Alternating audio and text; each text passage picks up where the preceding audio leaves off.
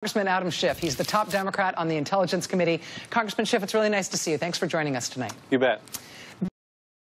Knowing that the Clinton campaign and the Democratic Party funded the research behind the Christopher Steele dossier for those 6 months last year, does that shed any meaningful light in your committee's investigation into the Russian attack or whether they had help? Not particularly, no. We've known for some time, at least it's been publicly reported, that the dossier or the hiring of Christopher Steele was initially on behalf of one of the Republican candidates and later on behalf of the Democratic candidate.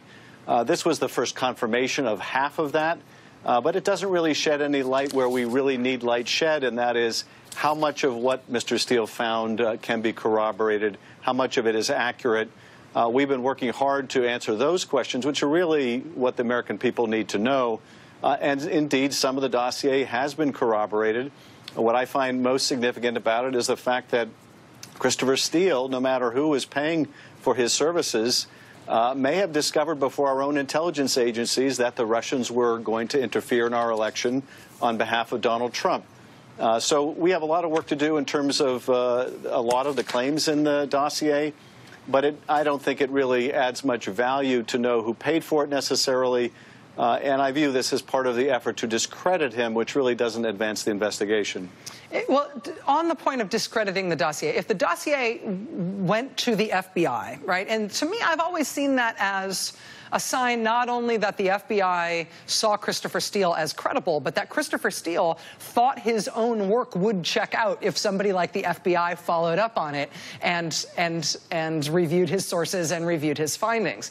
But if the Steele dossier did go to the FBI and it was taken seriously by the FBI and it became part of the FBI's interest and part of the roadmap of their investigation into what happened here, I can understand why the Republicans would want to dossier itself is a scandal, is salacious, is fake, and that somehow anything that follows from the FBI investigation, including the special counsel investigation, would be sort of fruit of the poison tree.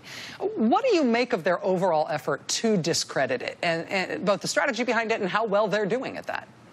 Well, I think you're right. I think the strategy is much what you see in a criminal case where if the facts don't reflect well on the defendant tries to put the government on trial. So here the Republicans are less interested in what did Russia do and how did they do it and how do we protect ourselves, but rather let's shift the focus onto any kind of government misbehavior.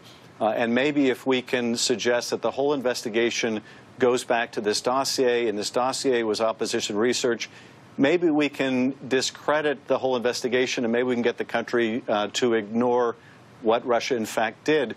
You know, the plain fact is sometimes what is uncovered in opposition research turns out to be true. And here, if what Christopher Steele found, whether it was working for a Republican candidate and a Democratic candidate later, proved to be true, proved to be of concern to the FBI and to the country, then we need to know it, and we can't ignore it merely because it came to the surface during a political campaign. So the most important thing is it true? How much of it is true? And how much outside of the dossier have we learned about the Russian involvement? And indeed, we keep on learning more and more. So, you know, I view this as much like what happened, frankly, during our interviews today when the Republican chairman of our committee announced 2 new investigations of Hillary Clinton and the Obama administration as really more of the same to deflect attention from the Russia investigation, much as the White House has been urging them to do. Can I ask you about those? I know you won't tell us and you won't tell anybody what happened behind closed doors in this closed-door hearing today, closed-door meeting today. Your committee heard from the digital director from the Trump campaign, Brad Parscale, and also one of the president's lawyers, Michael Cohen. But there have been published reports that describe the meeting with Michael Cohen in particular as contentious. Are those reports accurate? Can you tell us anything more about whether or not there's anything we should know about that meeting today? You know, I can tell you that both of the witnesses today, I thought, answered all the questions that we had. I don't think the witnesses were contentious. There are always debates about some of the questions that are asked, and often those debates are with counsel. But no, I thought Mr. Cohen answered our questions, as did Mr. Parscale, and that's, you know, that's what we need them to do. We may have more follow-up with those witnesses. But the really contentious part, frankly, was what was taking place during our interviews outside of the room. And that was the announcement of those 2 other investigations. And I just want to tie it to your next guest, Michael Beschloss, and what I'll have to say about Jeff Flake. Jeff Flake and I came in together. He is a man of tremendous integrity. And I think both of what we saw in the House and Senate today amount to a really sad indictment of the institution.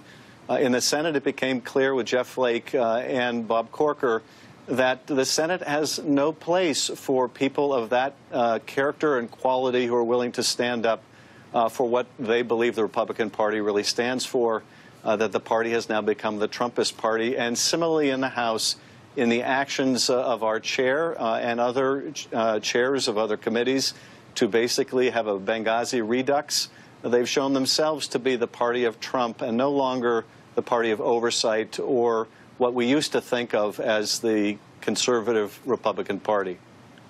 Congressman Adam Schiff, the top Democrat on the House Intelligence Committee, thank you for your time.